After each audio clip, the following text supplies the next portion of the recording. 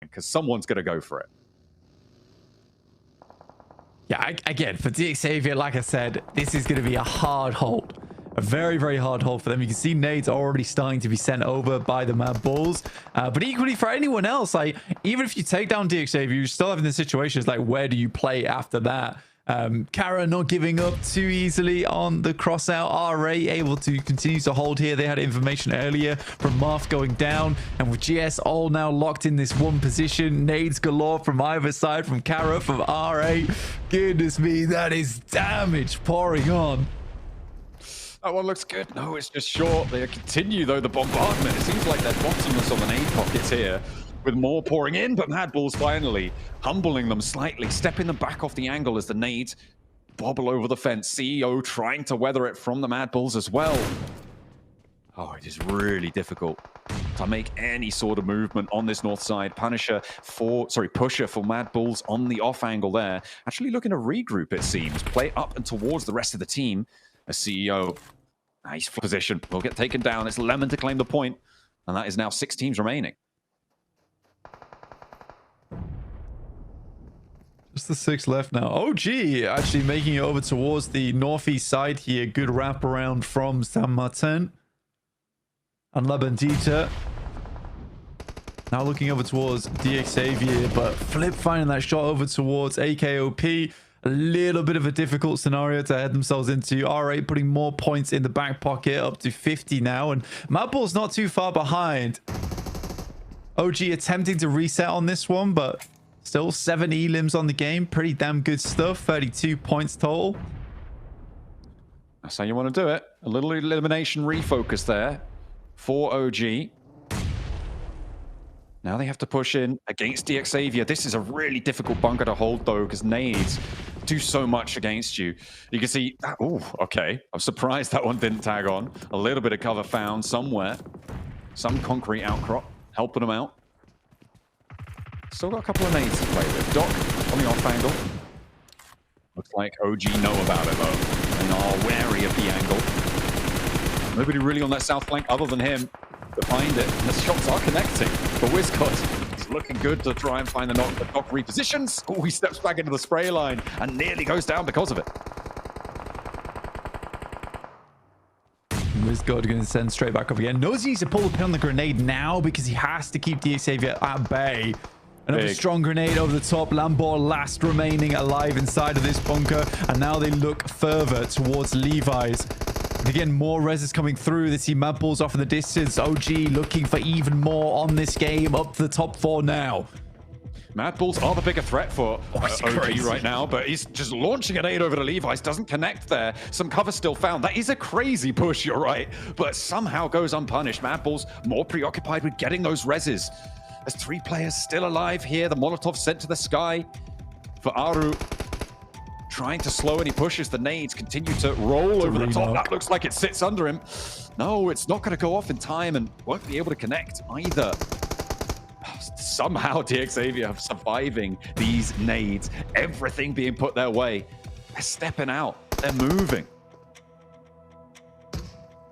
They're just keep them at bay, though. This is the big thing right now for OG, is that as long as they can keep DXavier stuck inside these tunnels, it makes their end game a lot easier. They just need to control R8 on the sidelines, but you just hope they don't put too much attention here. If they get that done, now they know they need to move in. This is a good setup of vehicles from DXavier. There's a player behind, hidden away, looking for the flush. Wizgod goes down now. AKOP needs to find Paragin, who's been holding a cheeky angle for so long, and Levi's will finish them off. Dear me, what an angle from Paragin. Underneath the vehicle.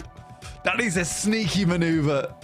Oh, you just never expect it. That is so brutal for OG. Paragin makes it work. And now DXavier have time to... Nope, they're not going to get that 3rd player up. Okay, they didn't go for that res. The play zone was pushing. It is this last stage. And Mad Bulls now with an option to maybe take a chicken dinner here on our first Miramar. Levi's the last stand, and it will be the Mad Bulls to take it away. Disaster strikes for OG. Paragin under the bumpers was able to take him down, but DXavier weren't able to get out from underneath the vehicle either. And it is Mad Bulls who will be able to move on through. A brilliant close down to that game. Yeah, very, very good stuff coming through from the Mad Bulls. Honestly, really, really well done from them in terms of control recently. I think as an aggressive team, they've been playing it very well. For DXavier, coming out on top in that engagement was very astonishingly good. And I think it only really became apparent later on there with the way they set up the vehicles inside of that bunker, making it a little bit less prone to the nades being thrown over the top. I think OG's rotate up from Labandita was fairly strong, but difficult to make work there versus DXavier. Almost had it. If it wasn't for that spot that Paraging held, they would have easily transition from there. Light it up. Gotta do it.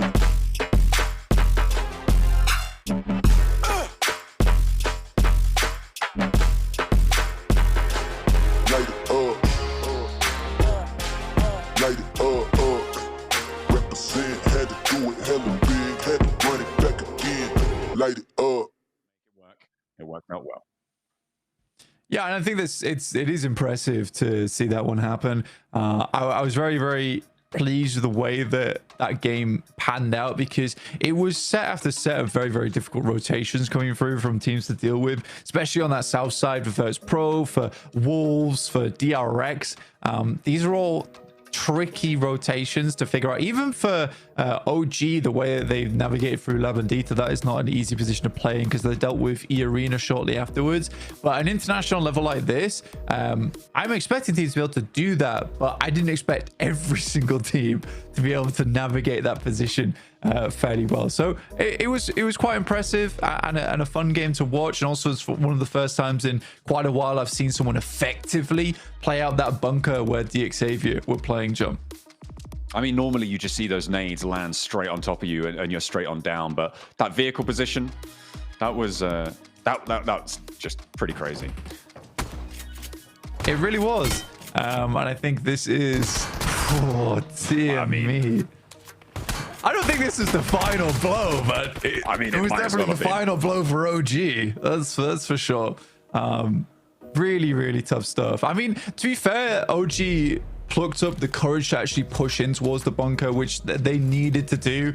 But yeah, that's a rude angle. Absolutely a rude angle to play. Yeah, it needs like a perfect approach on the vehicle as well. It's very inconsistent to be able to get that set up, as we've highlighted before. It's just incredible, and you can't blame OG at all for going down to it. They've also got 7 elims on that match, so again, a couple more elims able to find that focus. As we take a look at the stats here for the Mad Bulls on their win, and they will be able to be fairly consistent across the board here. Tulica a little bit celebrating their chicken dinner there, rightly so. Very nice stuff coming on through. As we take a look at our match rankings as well here, 22 points total for the game, 12 elims found. A really nice result for the Mad Bulls. That north side paying out dividends for them on their position. But in second place there, 14 points for OG.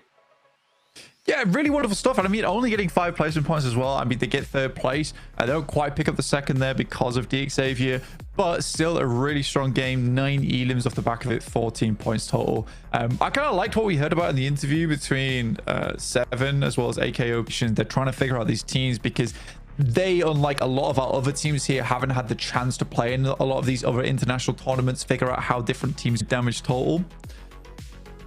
But Foul is a fearsome boxer nonetheless. Absolutely. Don't want to. Standard quality of play was not the best, I think, overall in the PUBG Mobile scene, but it feels to be improving here. I'm feeling a little bit bigger of a breath of life being sent back into the old dog. It's good to see. Absolutely. We're going to take a short break and we'll be back when the match is ready.